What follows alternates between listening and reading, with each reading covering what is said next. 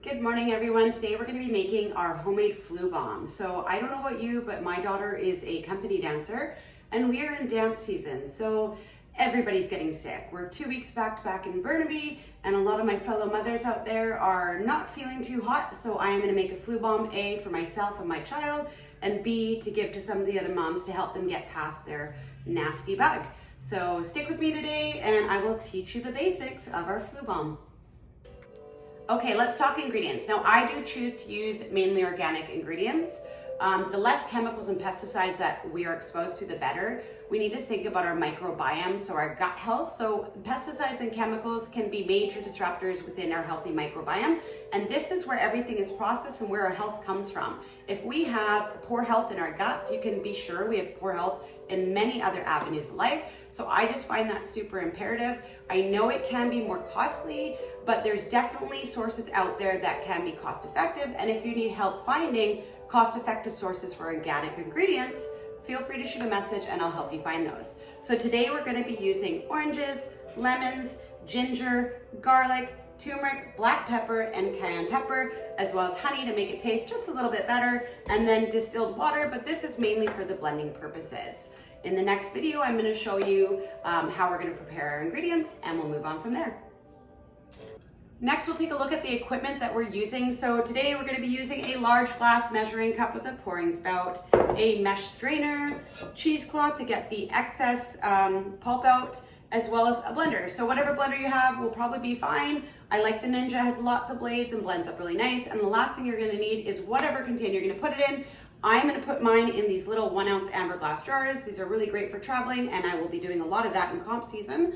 And again, they pack up nicely. You could put them in the canning jars, a container you have in your cupboard, whatever works for you. But for me, because I'm traveling a lot, I like to have them pre-measured and ready to go.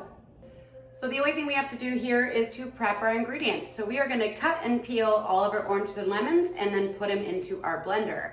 I am not going to show you how I cut and peel every single one, but generally I just cut in 4 and then peel away the outside, peel and plop them in. I'll finish doing this off video and then I'll jump back on to show you how to blend it and prep it for our bottles.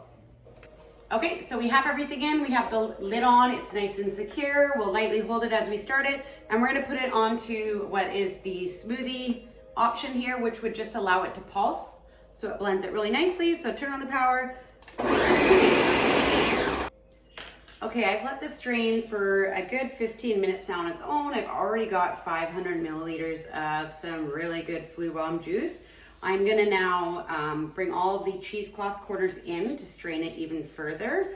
Now this part gets a little messy and you have to get a little bit more in with the product, so this is where I generally get those gloves on. So we're just going to twist it and squeeze. So you will still get some pulp coming through, but like I said before, the pulp is actually really good for you and there's nothing wrong with that. It's just not everybody likes pulp.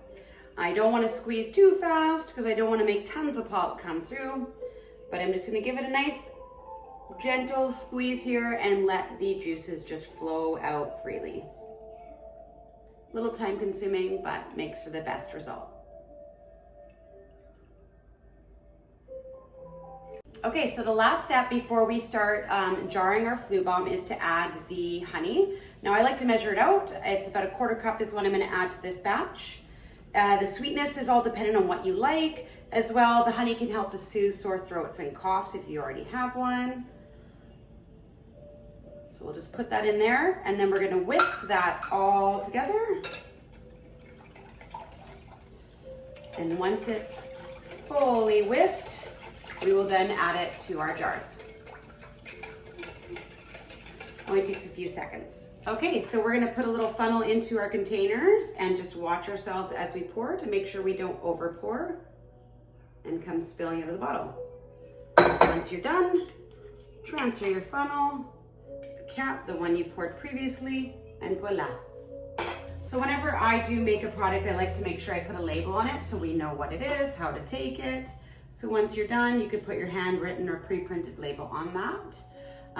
If you're planning to make a large batch that you want to just store, you can can this. So you want to get a sterilized jar. You're going to pour your product into the sterilized jar. You can either go with the traditional method of boiling it in water to seal with the cap and ring on, or you could just put the cap on, use a vacuum sealing kit, place that on, make sure that's nice and tight and sealed, hit power, let it run for a few seconds, pops off, take the lid off, and voila, it's sealed. So you can tell it's sealed because it is not popping up. Thanks for watching our video on how to make the flu bomb. Don't forget to read the entire post so you can learn more about the benefits of the ingredients as well as get the entire recipe that we just completed. Make sure to like, follow, and share our social pages, and don't forget to subscribe to our YouTube channel for more useful content.